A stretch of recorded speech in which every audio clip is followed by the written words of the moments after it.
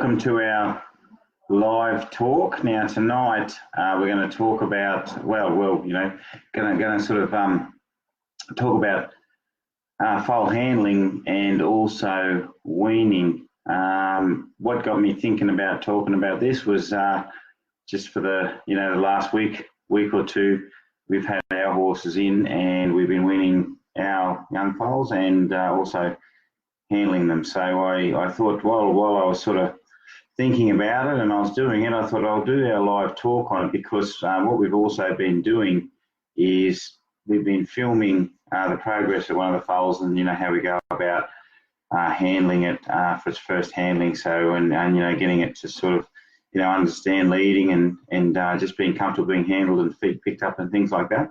So we've been filming and we're going to put that on. We're going to put it on the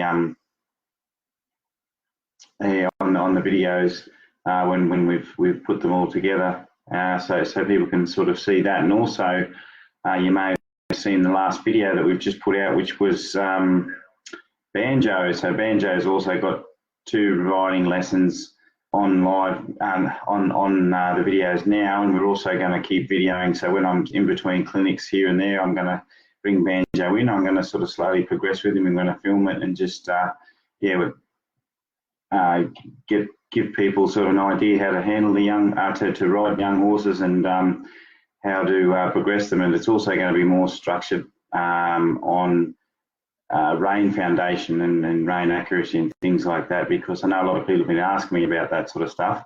And where do you start and when are you going to put legs on horses and things like that. So hopefully with Banjo I'll be able to sort of go through and show you guys all about that. But for tonight we're just going to talk now that it looks like a few people have come up live and everyone can hear me. I'll get started on the subject of tonight, which was the foal handling and weaning. So I'm going to start off tonight just with a couple of questions. Get those questions out of the way. I'll talk for a while on the subject because the questions will draw into the subject. So I'll start with the questions and along the way, people that are on and live, you can put in a couple of questions along the way so that I can answer them. Now, once we get through it there's a bit of time, there's other things that are sort of related to it. If you wanted to ask, that's fine. But anyway, first, Joe Gardner, and Joe, I know Joe now because I met her at the 4-day clinic in How Long, so I know her. She breeds some horses, and so she'd be having weaning foals every year, I suppose. Now, Joe said, how long until you start handling weanlings after taking them off mum? We always wean in a group of 5 or 6, but I like to let them settle for a few days, just hand feed and hay. How much handling should we do and in what sequence? Rope around the neck first, softly follow feel. Follow the feel of a rope as in your video. Okay. So first of all, the first part of the question, I handle them before I wean them. So, and that's what you'll see when I put the videos out there. But I'll explain it a little bit as, if you've got a wild mum that's never been handled and you've got to wean a foal and handle a foal, it's very hard because the mare's going to be more wild than the foal. So it is handy if you can sort of lead your mares around and handle them. So assuming the fact that the mare's handled, which is better off having you don't have to have a brood mare broken in, but you can have them well handled. So, if anything happens with the mum or the foal or anything, then you can sort of catch them and deal with things. So I get the mare in and I've got her in I'll get them in for a few days and feed the foals and mares together because in our situation, I'll just talk about our situation here. Our situation here, they run out in a big paddock with their foals all year round and they only see us when we drive past, except like at the moment in a drought where we've been out throwing a bit more hay out to the horses, so they're coming up to the ute and that sort of thing. But when they come into the yards, it takes them a couple of days for the foals. The mares know what hay is, but if it's been a good season and they haven't had hay, mares come in and they eat a bit of hay and then the foals eat hay and they get used to coming in and they slowly quieten a little bit around you because you're sort of feeding them in the yards each day. And and they're coming up to feed and they start to get a bit curious, then I'll put the mare and the foal in a yard. Now the yard I'm using at the moment is just a little round yard. I've just got it's about a 7 to 8 metre diameter, just a fairly small one. The reason I sort of have it in the small one now, a small yard for a wild horse can be quite restrictive, but the foal's not going to go wild generally if the mum's with it. So the mum will be sort of in there. You catch her. Now, what I tend to do is I'll have a long stick, like just a long lunging, the black ones that are quite long. And generally with that stick, I can sort of nearly reach out and get to the end of the yard. So I could just reach out and touch a foal if I wanted to. So what I do first is I actually handle the foals for however many days I think they need with their mother. And what I do is I encourage, I just walk the mum around for a while, get her soft and understanding, and I teach the mum just to sort of step off behind me like that.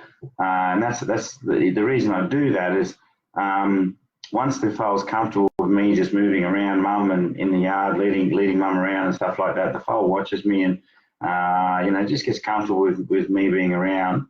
And then something I try and do is I just get the mother to slip off around behind me. And then it'll be just the mum, me, and then the foal. And the foal will look at me and go, "Oh, I'm looking at you, and I'm not hiding behind mum."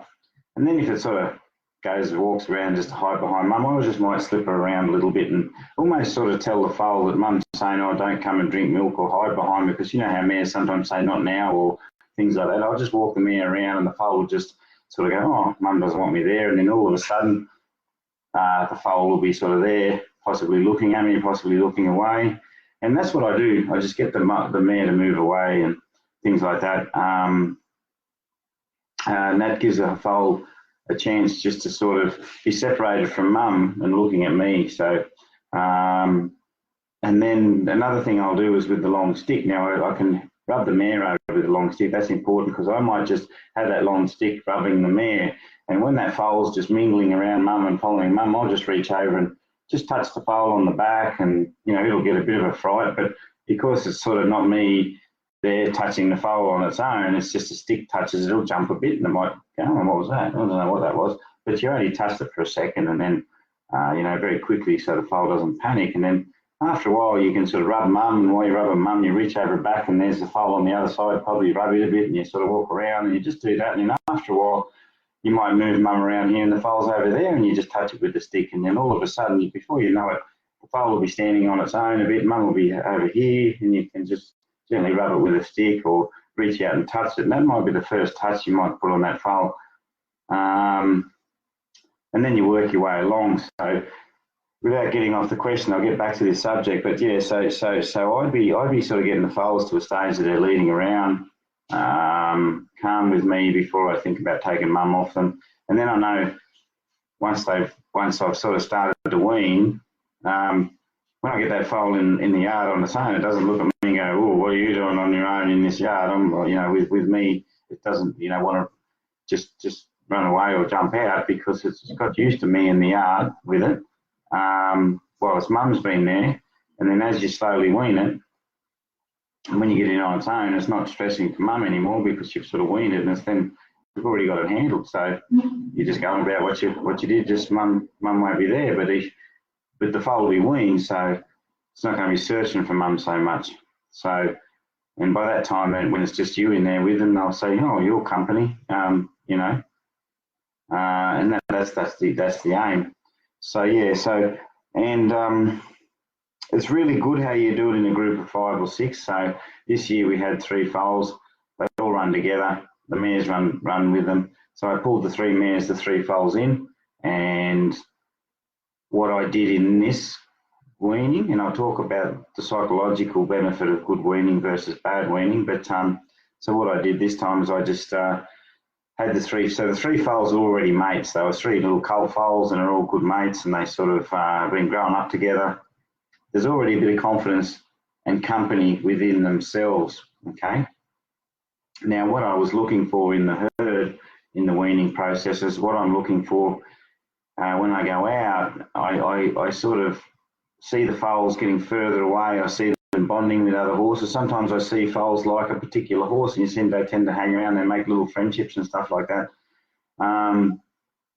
I'm looking for how long and how far they are away from mum, and if mum walks off, if the foal goes, oh, I'll go back to mum, and you know, if the and what I see is the foals getting further apart and getting their own little sort of friends and things like that, and then I sort of start to think, well, they're nearly ready to sort of think about weaning. Now, we used to wean nearly at 12 months old.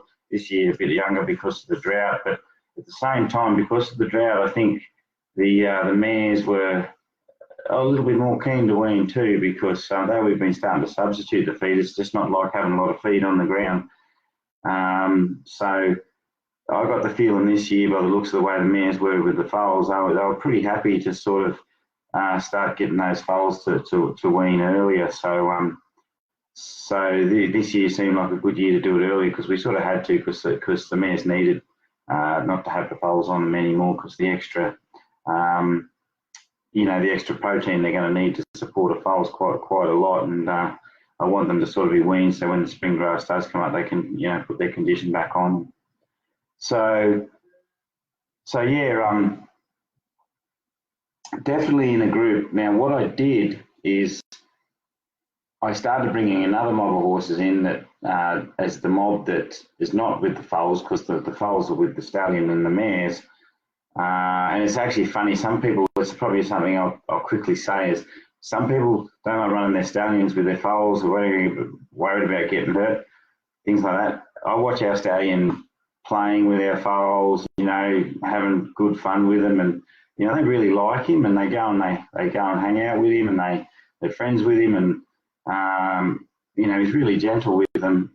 But you're not going to leave them until they're 2-year-old colts that he's got to push away. So they're only young, and they're not full of testosterone or anything. So they're no threat to him, and while they're no threat, our stallion in particular, well, I'm not going to say for all stallions, but to me, a happy stallion is a herd stallion that's happy with his mares. So those foals grow up in the herd, and they're tough mares. Their mother, when they become a mare, I think they strengthen. And our mares are particularly strong. So if the stallion wanted to, hurt the mare or hurt the foal or do anything, that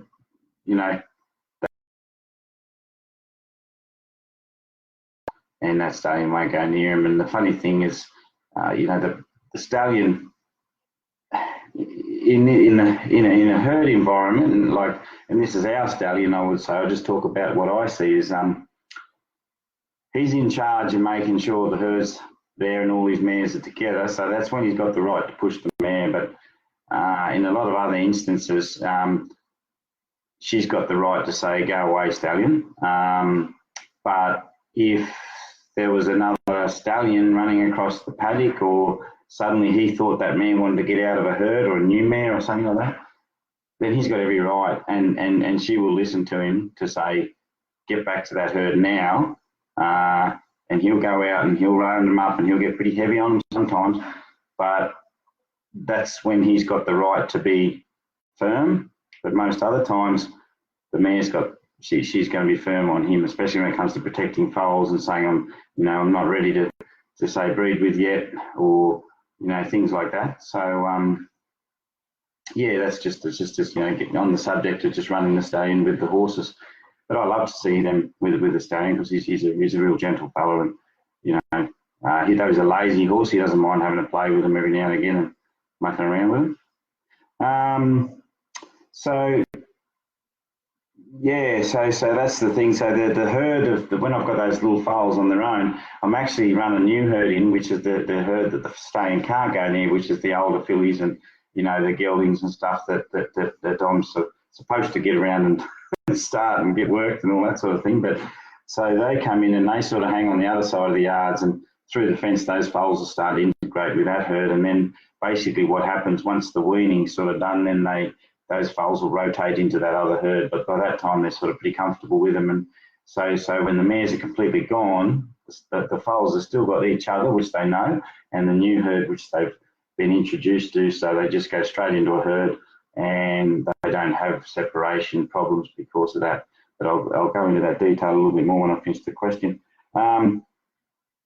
Yeah, listen, stick all over till the horse can touch. So what did you say, Joe, about rope around the neck first?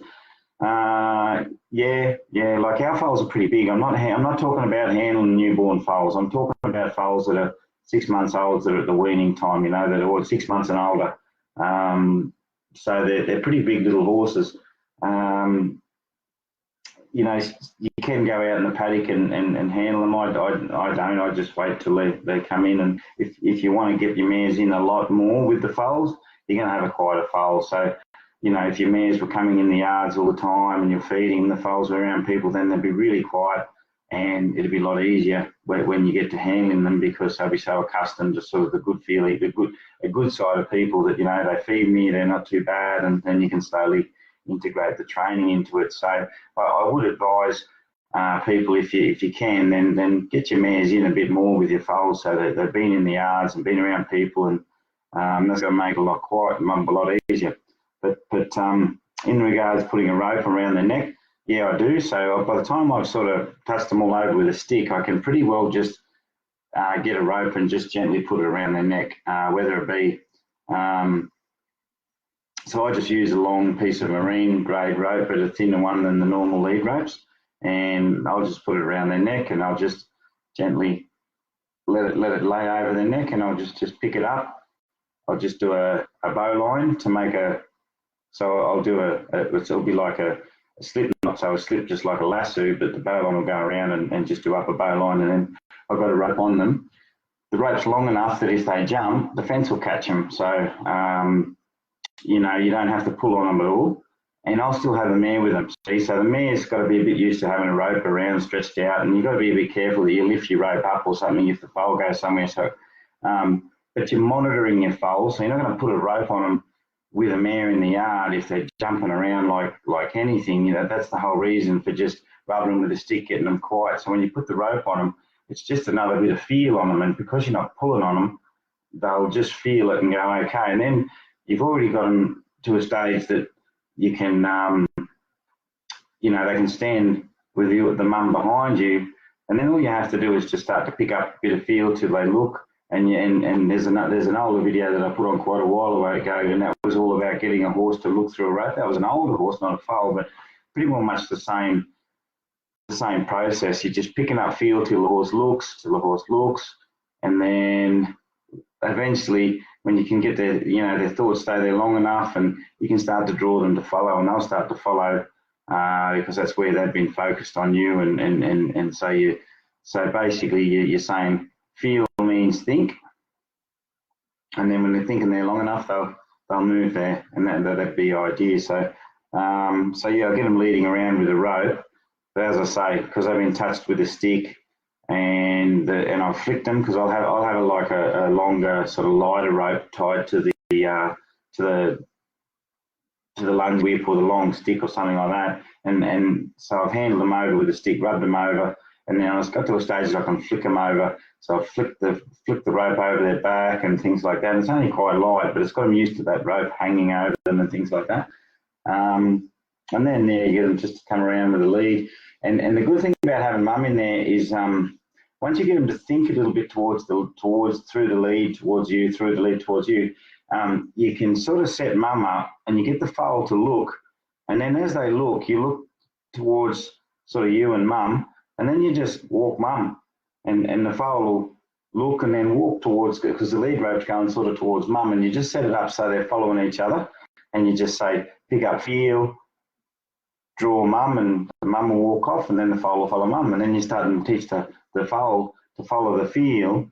But the part of the idea to help the foal sort of get confidence to go forward is not you walking off, but the mum can help them walk off until you've done that transition 100 times till soon. You might have a bit of distance between mum and the foal, so the foal's got somewhere to walk, and then you might ask the foal to lead, but keep the mum still, and then the foal's, put two and two together that, okay, every time that rope picks up, I've walked forward. Every time that rope picks up, I walk forward. So then you start to put energy to the thoughts. So yeah, definitely, mum is a real draw card on getting that foal to want to learn to lead without a lot of friction. and then by the time you've weaned, then yeah, they've already got a fairly clear understanding on the rope and things like that, and then you can go and do the rest of the handling if you like. Because sometimes it can get a little bit annoying having another horse in there, and you'd like just that room for you and the foal, but you've already started, then you can do the rest of the important stuff that you want to do once the foal's weaned. And how much, it's like, well, you don't have to do a lot, just a bit each day, half an hour if you want, 10 minutes, doesn't matter. But I believe you want to do enough till they're leading well. You can teach a young horse to lead well, and just quiet around their feet, things like that, quiet around their muzzle.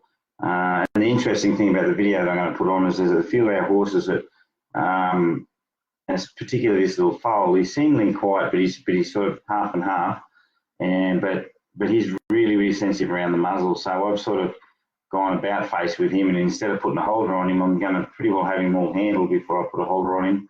I've got the rope on him, so I'm teaching him to lead through a rope, but that's going to be on the video, and I'm just going to sort of work my way to the holder when he's a lot more connected and things like that. So Ada Berry, I've got your question here. How early can I rub all over them and touch their legs? And is it true to never stand between a new foal and its mother?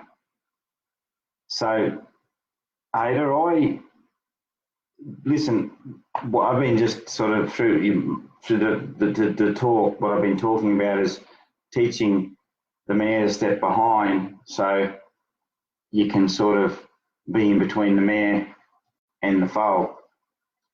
So don't just go out in a paddock and just blindly walk between a mare and its foal that's new, because you could end up, you just watch your horse. Like I'm a big one as if you're walking up to a foal in the paddock or something like that, it's a young little tiny foal, it's not been long on the ground, and if you're walking around the paddock checking it out, you just look at the mother and tell her what sign language or body language she's given you, and she'll tell you what you need to know. So I encourage the mare to walk behind me, but if I thought that mare was really getting troubled by it, then I wouldn't do it. I'd do it differently. But the idea by teaching the mare to walk around with the foal in the yard and something like that, then I'm asking her to come around behind me. I'm not just sort of stepping in between them. Though sometimes I will, but by that time I know if the mare's comfortable with it or not. But basically, if you handle the mare and just walk around with the foal and just integrate for a while, she'll get comfortable wherever you are with the foal and in relation to where she is. But don't just walk between a mare and a foal without watching the mare.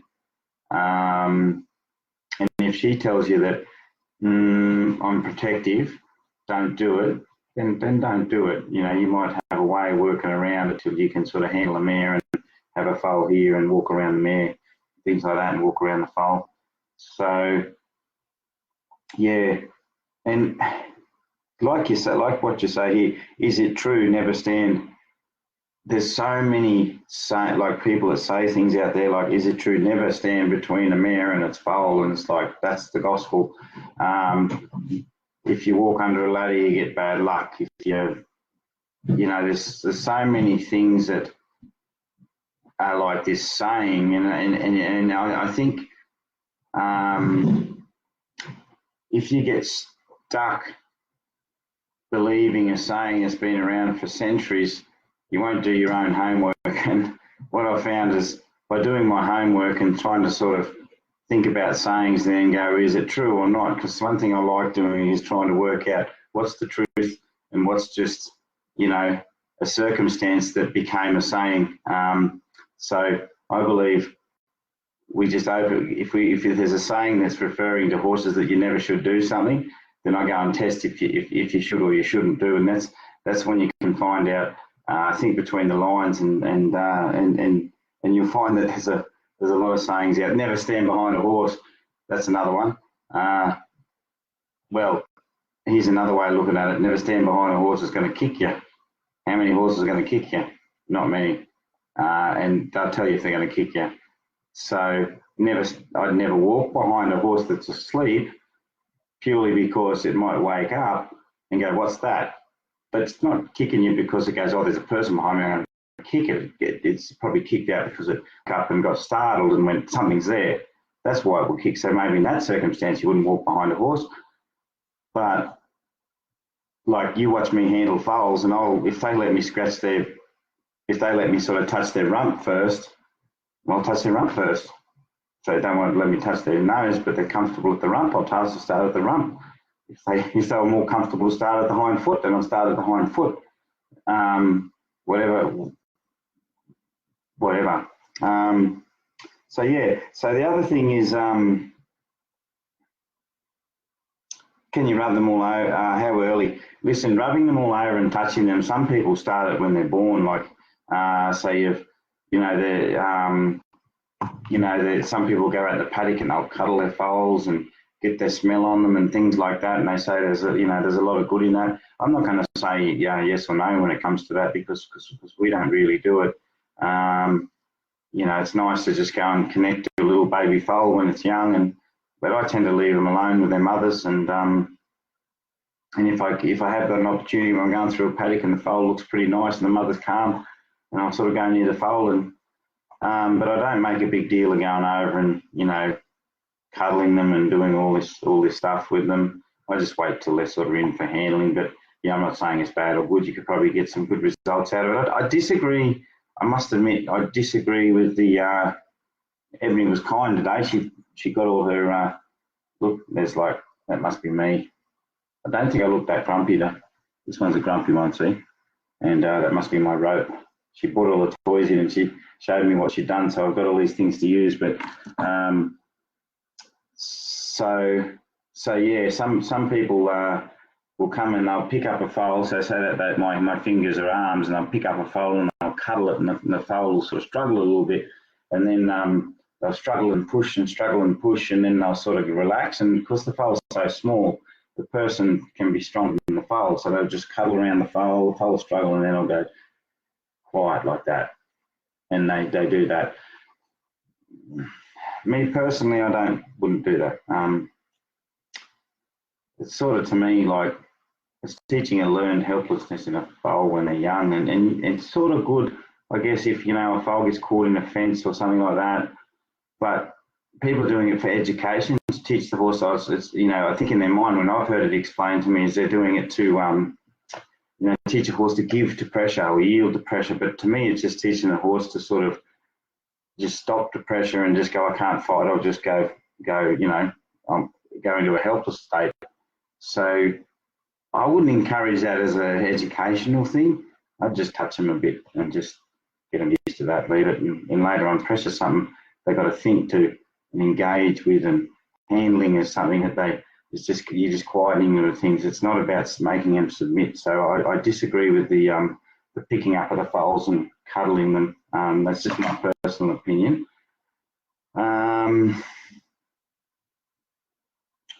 So yeah, you can handle them pretty young, as long as you don't overdo it, as in you're handling them all over till they want to walk away.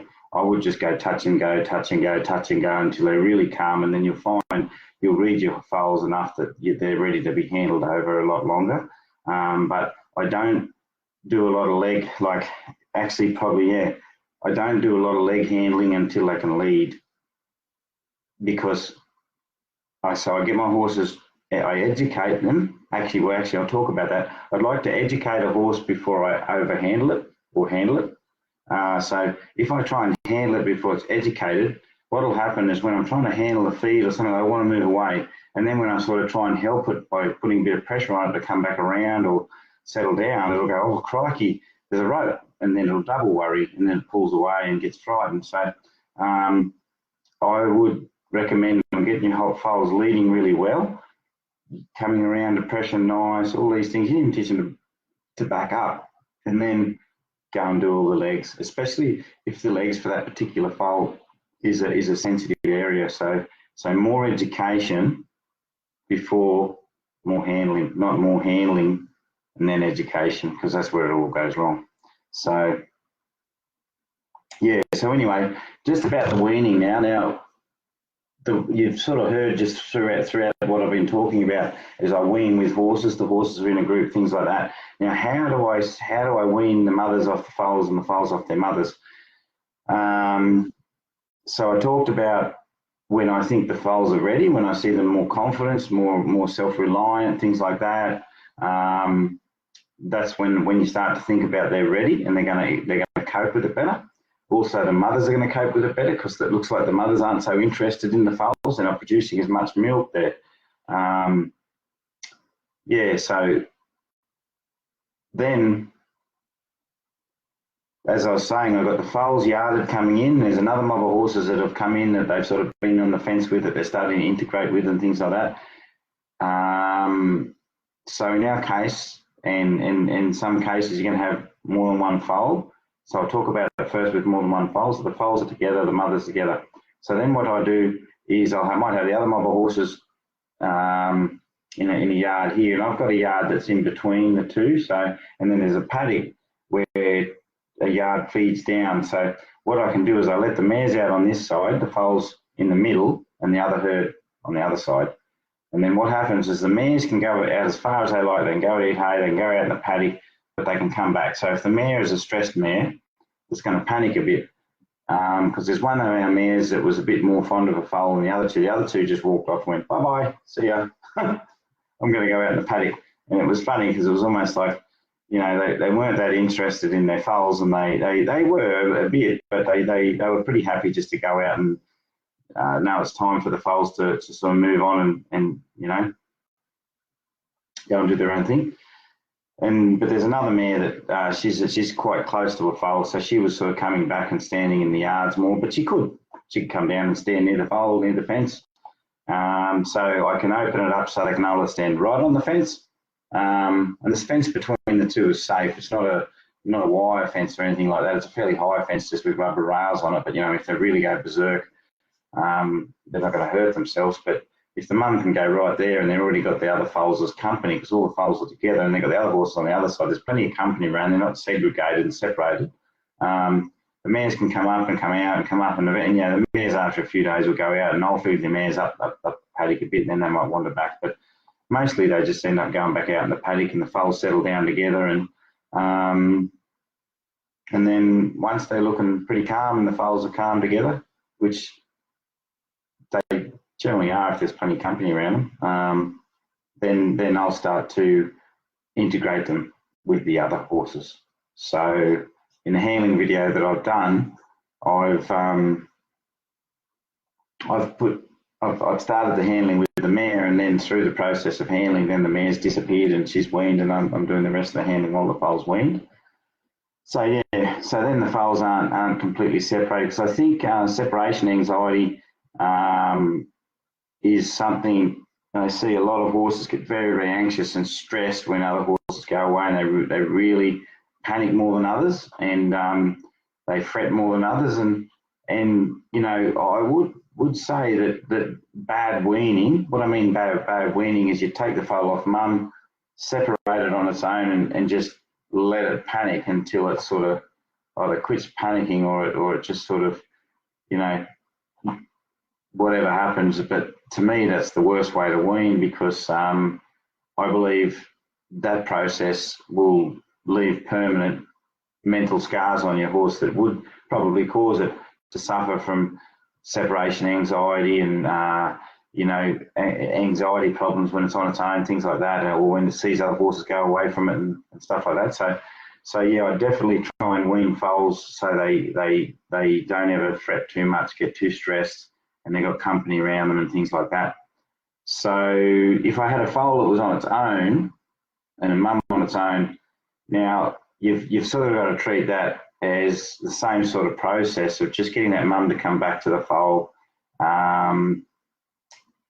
and vice versa. Okay, like I just let the mum be there and just let them separate and things like that. But I strongly advise anyone that's got a mare and foal on its own, have another horse or something, so another horse that can keep that foal company. It's really, I think it's really important and much better for the whole process. But yeah, don't try and just do complete separation. If you don't have any other option, just allow that mare, you know, to just come back with the foal. But what'll start to happen if the foal's really relying on milk and things like that, have the yard so the foal just can't drink, and it just stops. You know, it starts to rely more on the food, not the milk, and let it just let the mare go out and come back and go out and come back, and feed the foal and get the foal sort of, you know, used to things. And but a mare and foal combination, I'd definitely make sure that you've been in the yard with that foal and just about got it pretty well handled before you wean it, because then at least when you walk in the yard with the foal, it can come up to you when it's a bit stressed or something like that, because it's got some sort of company. But yeah, horses need company. So I think if you're going to breed, have at least a bit of company for the horses, especially for when they get weaned. Yeah, so handling foals. So just talking about the handling process, education before you handle them, because handling doesn't necessarily, you know, people rub horses and rub them and rub them and rub them, thinking that's going to quieten them or something like that, and then you desensitise things, going to make them quiet. What's going to make them quiet is trusting you and just understanding that you're safe and you're okay. So, you know, you heard me just talk about going in, working with the mare and the foal, so you can rub them with a stick, go all over them like that. So that part of the handling is okay because you're at a distance. And I've found most horses, they're not that scared of a stick. They're scared of a person, but a stick's just a dead object. So it doesn't take very long at all to just touch them with a stick and get them used to things touching them and things like that. So then once you've got that rope on them, so you know, you just slip a little knot round, so it's a slip knot. So you know, it works as, you know, if it tightens up, it'll loosen up again. And you know, you get your mare to walk around, and you can help the leading process with the mare, so the foal follows the mare and follows field towards the mare, things like that. But what I really try and do is, when I'm in with a mare and a foal, I might just do something, whether it doesn't really matter what you do, but you watch the foal and you just watch it. And when the foal casts its thoughts over to you, this is before you got a rope or anything on it, you just step away and just give it a bit of space. So every time it sort of casts its thoughts and looks across to you, you acknowledge that and walk away and just allow it to look at you and go, oh, calm down, okay. So sometimes for some foals, you could just, you know, say for instance, you could just do something that makes them look and then step away if they're a little bit dull and they don't want to, you know, look. But it doesn't matter. You don't have to get them. You don't have to make too much pressure so they're like on you like this and following you around everywhere. Because what I like to do is, I don't like my foals completely following me around before I put a rope on them, because though it sort of makes sense that you could probably get them following around, they're going to learn the rope easier. I know people will say that to me, well, if they're already following you, when you pick up feel, they'll put two and two together because they already know how to follow you. I find it very important when I put a rope on a foal to get them to learn in the rope, because being lost in the rope and finding their way to the rope pressure, to me, is a very important part of the learning process of not to pull back. Because and people who have been to my clinics out there, I see a few names out there, Kylie, g'day Kylie,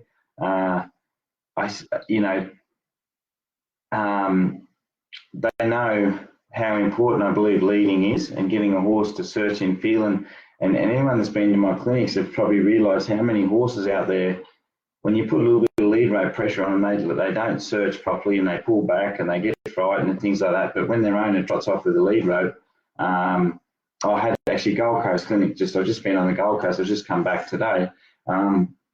Lovely and warm up there too, by the way, over in Victoria. It was toasty. I sort of got a bit of a sweat up there.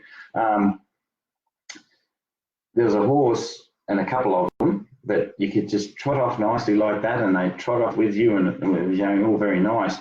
But if you just walked and went trot and just drew the rope through without you going any faster, they just go, what are you doing?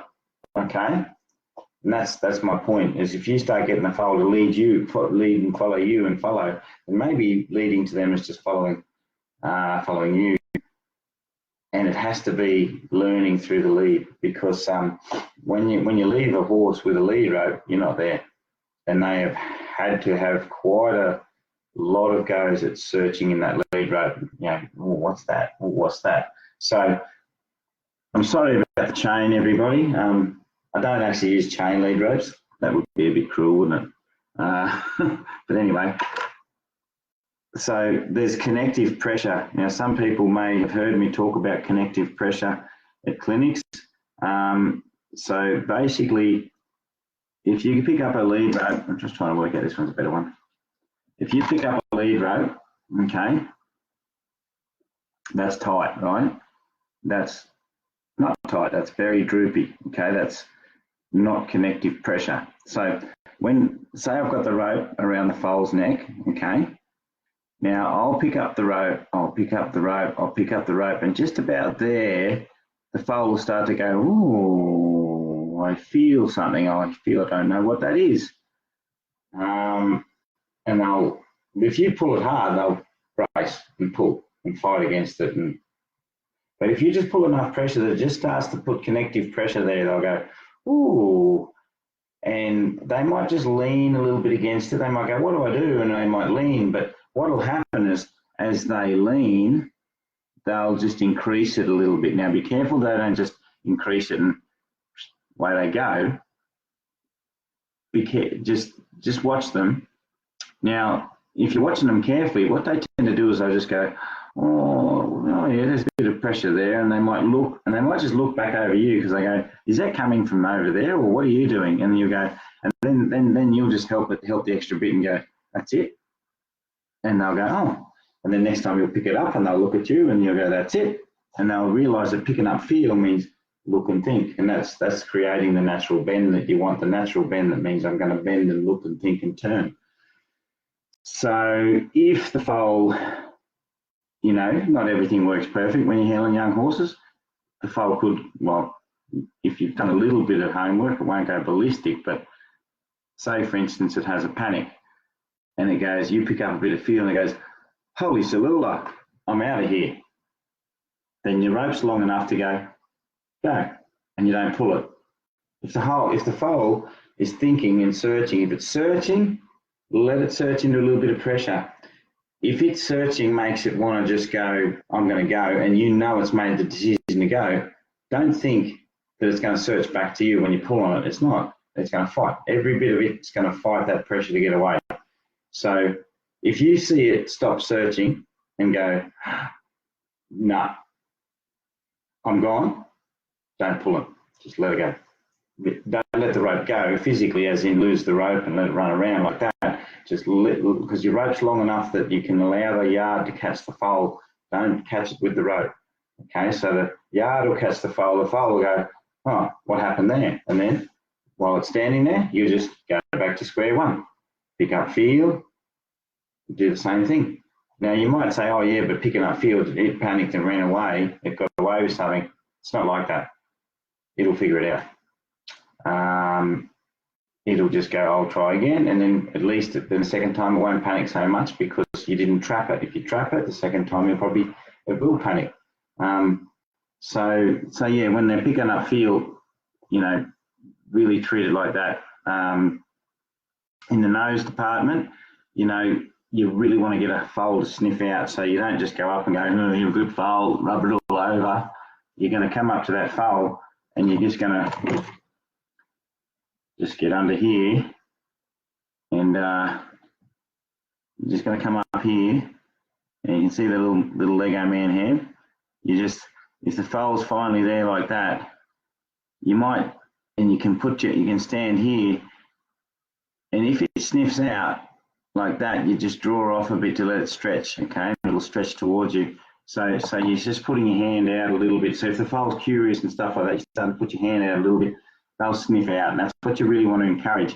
If they just go like this, which the one on the video that I'm doing is one that just stands and goes, oh, I don't want you to sniff me, then I'll just sort of stand there and I'll just move a little bit from side to side, and if it looks, I'll just draw back to get it look, and I kept my hand away from it quite a lot and really worked on its bubble. So I'd put my hand up towards this bubble, and as soon as that foal would go, I just stop, and then I just draw back. And sometimes what happened with the foal, instead of it going away from it, it actually go, oh, what's that I'm following out there? And it start, and then a couple of times it started to sniff out on my hand, but I didn't try and trap it and rub that nose down because it's super sensitive nose. So I really want it to sniff out and sniff out, because a lot of foals like this particular one would just stand there while you handle it, and it probably would do that its whole life. Maybe you got to run, you know, it's got to really connect and sniff and accept, because that's the acceptance that's going to actually make it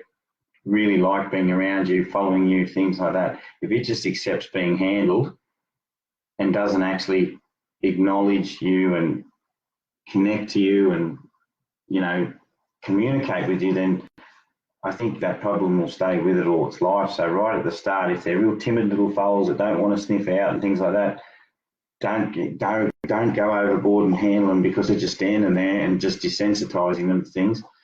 Really encourage them before you do too much handling to sort of at least try and sniff out and try and get better at that and braver at that, and then because that'll be the one that makes them not panic when things go wrong, because they'll actually finally accept it, and then they'll probably let down and let down, you know, when you're around their head and doing things like that. So if you're really good at putting a holder on efficiently, you can slip one on quickly.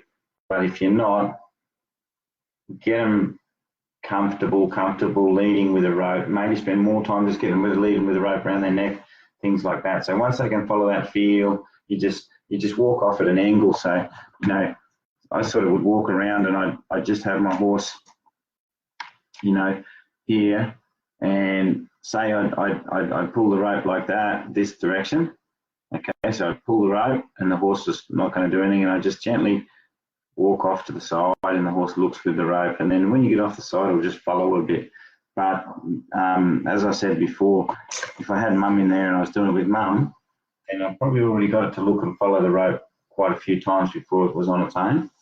But sometimes I'll get a little bit stuck in their feet, and you just walk off to the side so the rope's pulling on the side a little bit, and they'll look around, and then they'll just maybe step across a little bit. When they step across, just walk away with a loose rope, and they'll just maybe keep those feet going, and they might just keep following. So once they're really turning around, coming around nice, leading up nice, you've already touched them over with a stick when mum was in there, things like that. Then you can start to sort of think about, you know, rubbing them over and down their legs and things like that. Now, don't stay and handle too long. So doesn't matter what part of the body of the horse that you're going to, touch and go. Just touch a bit, leave it, touch another bit, leave it. If you rub your hand across it, just move and be out of there before the foals sort of got tight and wanted to panic and run away. Because what will happen is every touch and go, you might touch and go and might have your hand on the horse for like a half a second. But I'll guarantee if you did that 5 times, you could have your hand on there for 5 seconds, and then you could, you know, the horse will just stand and be handled. But if you try and handle it and keep your hands on it, it'll try and get away at some stage. So touch and go until you can handle it, and then you've got less times that it pulls away. Because but another thing I actually do at a distance. So before I've, you know, and I'll show you this in the video, is like what I did with this young horse of ours. I just got the little flag in, and I just had the flag. First I walked around with it to see if the horse was okay with it. If it was completely panicked with the flag, it'd be too much stimulant. But what I did was I'd already taught it to come around with the lead and stuff. So I just gently jiggled the flag, and when the little foal went, "What's that?" I said, "Come to pressure and come to me." And then I'd keep doing that and then do that. So the foal would actually go, "Oh," and then it would feel the pressure, then it would come back to me. So I actually taught it what to do when it's worried, but I wasn't right underneath it, so it really got worried and then wanted to run away because it was a bit too much. I just made enough worry just to get that little foal to sort of go, "Ooh, what's that?" And then, so, because you're teaching it exactly what's going to happen when the horse goes, "What's that?" "Oh, there's feel," and then you guide the feel. So then I did that. So after a while, the horse would get worried, and then it just go towards the worry anyway, because it's like, oh, you know, doesn't hurt me, and that's what I do. I lead off the lead when I get a bit worried. So then when you're underneath it and it does get a bit worried, then it's already gone to the end of the lead when it's worried and come back. So chances are it may not do it. So yeah, touch and go, all the way down the little horses, and you know, down their back legs, you might go to an area, so you might end up halfway to their hock or something like that. Stop, go back to their shoulder, go down, you know, halfway to their knee, and basically before you even think about getting to their feet, you've gone down their leg.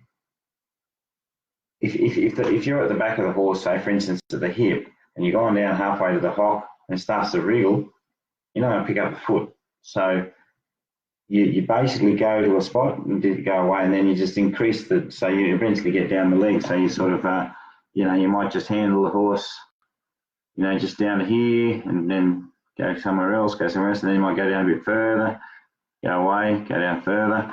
So what I'll do is by that time I'll go around, I'll go down a foot to the foot, down a leg to the foot, back up, go down the next leg to the foot, leave it, go around the other side, and then what I'm looking for is if I can just gently rub down for a very short time without staying there too long and the horse stands still, then I'll increase the time as I rub down. So I'll slow my rub down, stay down there a bit longer, and then once I've done that around every foot and the horse hasn't moved, then I might go to going down and just gently holding my hand on the foot, just keeping my hand somewhere on the leg, just like that, not grabbing it, just like that, and just keep my hand there, just increase the time that my hand stays there. When the foal's real comfortable with that, then you can start, you know, maybe thinking about teaching it to move off of pressure, as in, you know, cupping a hand around its foot and just getting it to sort of cock its foot, and then work on starting to pick them up. But when you pick them up, you have to grab the base of the foot. Don't just try and pick them up and grab around their leg, because it'll feel like they've got something trapped around their leg and they'll want to pull away, and they'll feel trapped. So you just get them to take the weight off their foot, and then you get them good at that, and then you can just gently pick their foot up from underneath. So, but yeah, you're not handling them to sort of desensitize them. You just to quieten them. You still want them sensitive. You want them interactive. You want them sniffing. You want them just be normal horses. You're just quietening them. So it's not about flooding them until they stand still and just keeping them in the area till they stand and then stop. If you do that too much with your foals, then you're going to fast track them to being shut down, because you basically they test all their options, and then the last option is, well, I'll just stand. And that's not a good way to teach your foals. You're better off touch and go, build confidence. If there's anything scary, like a flag or anything like that you might use, or a stick, you teach them to lead a bit, and then they can teach them to follow something. Follow the flag till you're not scared of it. Follow the flag till you're not scared of it, until you connect to it and sniff out to it, and, you know, do your own research with, you know, if the foal does its own research.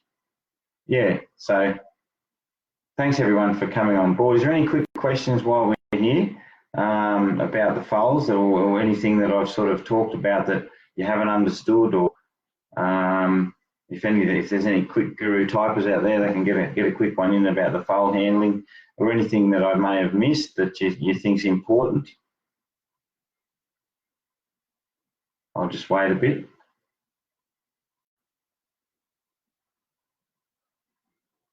No, everyone's pretty good. Thank you, everybody. Thanks for coming online. And yeah, if I did miss anything, just let me know. But yeah, it's a good stage in a horse's life to get them to trust people, and it sets them up for the rest of their life. So very important to do a thorough job of it. And yeah, good luck with everyone out there. And yeah, I'll see you next time. Bye.